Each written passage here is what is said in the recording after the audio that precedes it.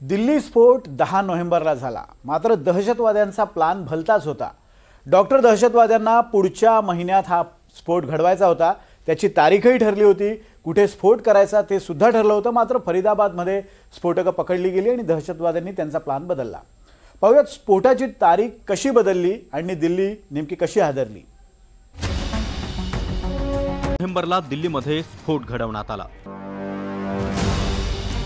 या कटात काश्मीर, हरियाणा, उत्तर प्रदेश मधले डॉक्टर आणि व्हाईट कॉलर्स दहशतवादी होते। या सगळ्यांचा संबंध जैश ए मोहम्मदशी आहे। आणखी महत्त्वाचं म्हणजे या दहशतवादी हल्ल्यांसाठी कोड वर्ड्स देखील ठरले होते।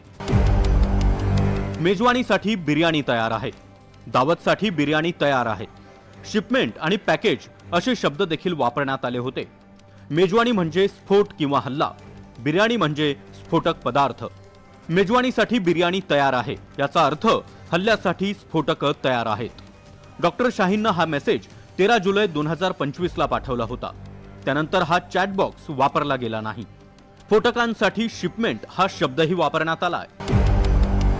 दिल्लीतल्या स्फोटानंतर पाकव्याप्त काश्मीरमधला एक धक्कादायक व्हिडिओ समोर आलाय।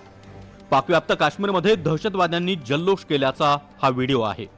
दिल्लीतल्या स्फोटानंतर लष्कर ए तोयबाच्या टॉप कमांडर्सनी पाकव्याप्त काश्मीरमध्ये एक महत्त्वाची बैठक घेतली आहे। या बैठकीत दहशतवाद्यांनी जल्लोष केलाय।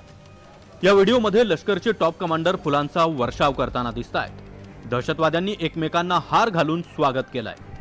या व्हिडिओमध्ये दहशतवादी नेमकं काय सेलिब्रेट करतायत याचा तपासही आता तपास यंत्रणा करतायत।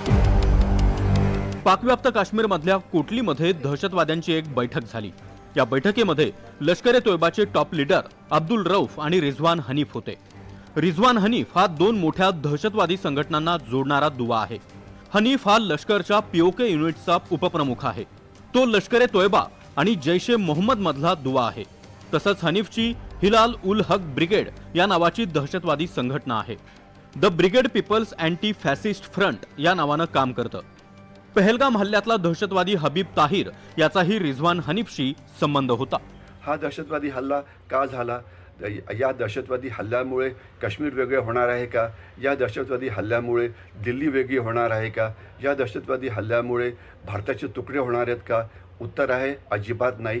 जसं आपल्याला माहिती आहे तसं हे पाकिस्तानला पण माहिती आहे आणि चीनला पण माहिती आहे। मग त्यांना करायचं काय आहे?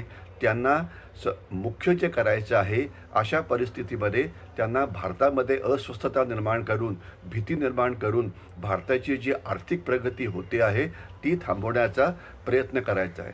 लक्षात असावं, आज आपण दिल्लीच्या हल्ल्याविषयी बोलतो कारण तो हल्ला भारतात झाला, पण याच वेळेला 50 ते 60 ठिकाणी युद्ध सुरू आहे। दिल्लीतला स्फोट हा दहशतवादी हल्लाच होता असं सरकारनं स्पष्ट केलंय। त्याच वेळी दिल्लीतला स्फोट हा दहशतवादी हल्लाच आहे असं अमेरिकेनं देखील म्हटलंय। दिल्लीतला स्फोट, दहशतवाद्यांच्या सापडलेल्या डायऱ्या, त्यातले कोडवर्ड्स आणि लष्कर ए तोयबाची ही बैठक या सगळ्या कड्या जोडल्या गेल्या तर तपास यंत्रणांच्या हाती पाकिस्तान विरोधात मोठा पुरावा लागू शकतो। Bureau report, NDTV Marathi, Mumbai.